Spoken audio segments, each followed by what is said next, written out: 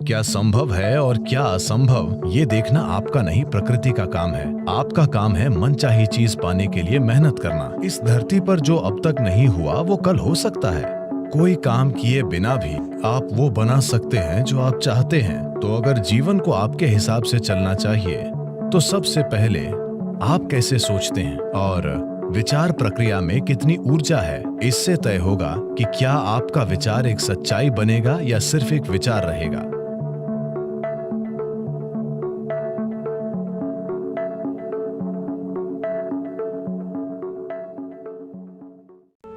अगर आप अपने मन को संगठन के एक निश्चित स्तर तक व्यवस्थित करते हैं तो ये पूरी प्रणाली को व्यवस्थित करता है। आपका शरीर, आपकी भावना, आपकी ऊर्जा, सब कुछ उसी दिशा में व्यवस्थित हो जाती है।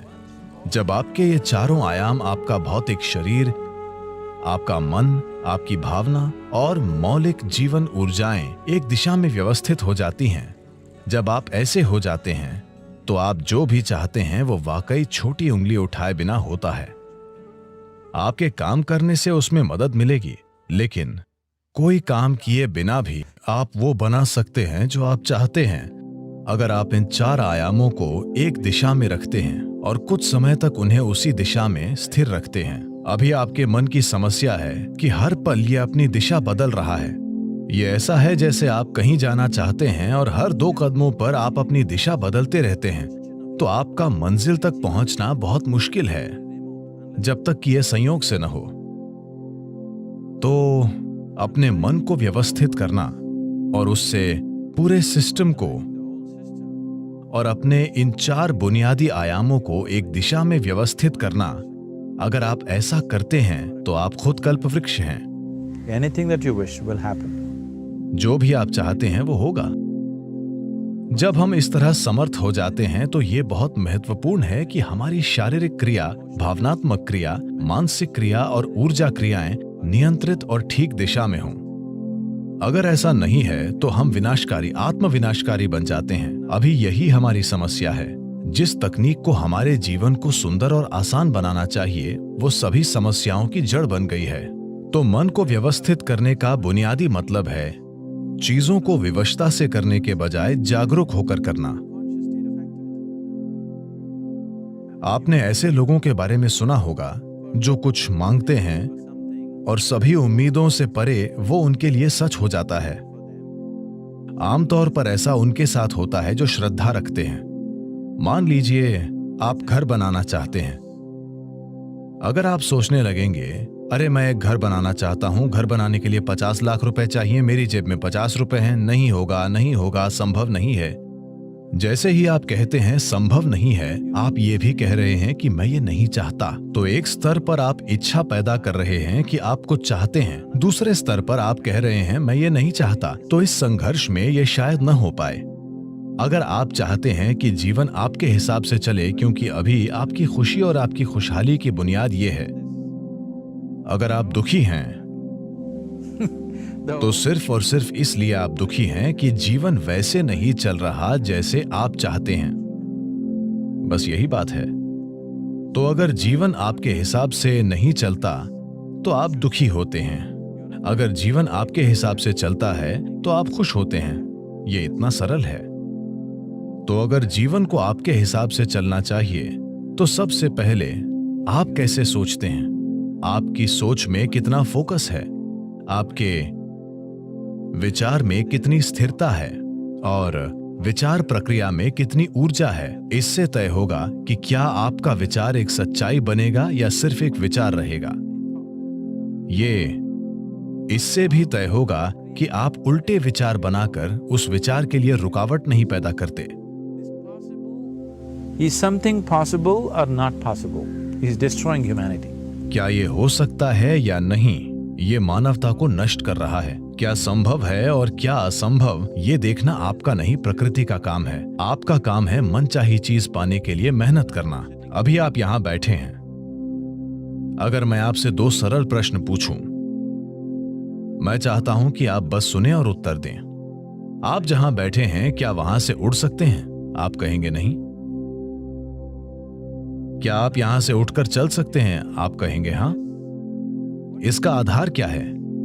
कि आप उड़ने के लिए नहीं और चलने के लिए हाँ कहते हैं। आधार है जीवन का अनुभव। कई बार आप उठकर चले हैं, कभी उड़ान नहीं भरी। या दूसरे शब्दों में, आप जीवन के पिछले अनुभव को आधार बनाकर ये तय कर रहे हैं कि कुछ संभव है या नहीं।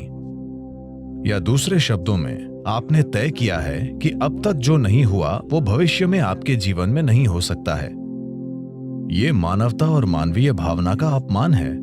इस धरती पर जो अब तक नहीं हुआ वो कल हो सकता है। इंसान इसे कल एक सच्चाई बना सकते हैं। तो क्या संभव है और क्या असंभव, ये देखना आपका काम नहीं है। ये प्रकृति का काम है। प्रकृति तय करेगी। आप बस देखिए कि आप वाकई क्या चाहते हैं और उसके लिए मेहनत कीजिए।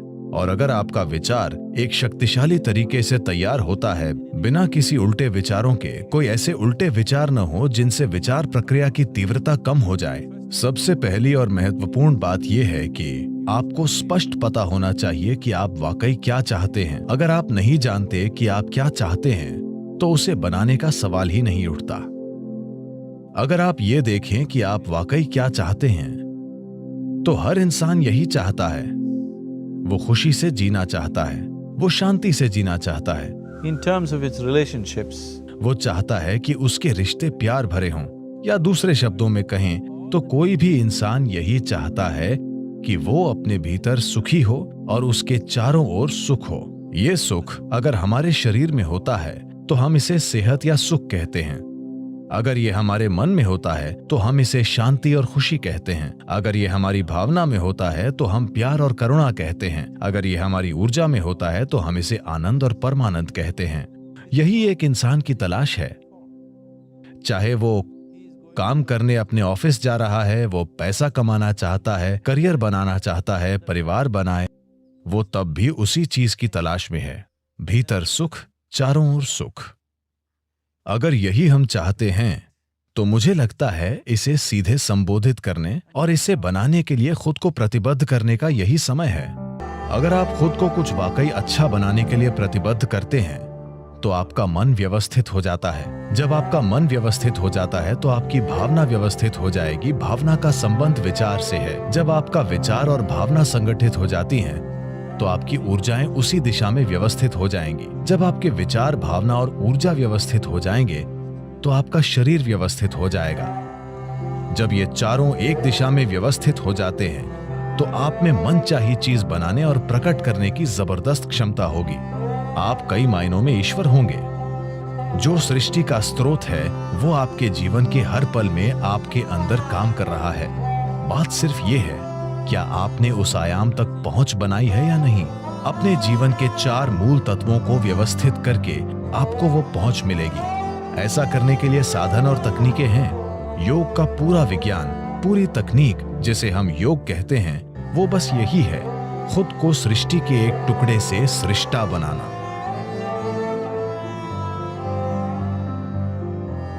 ये मेरी इच्छा और मेरा आशीर्वाद है कि दुनिया में हर इंसान को अपने भीतर सृजन के स्रोत तक पहुंच हो, ताकि वो रचनाकार की तरह यहां काम कर सके, न कि सिर्फ एक रचना के रूप में।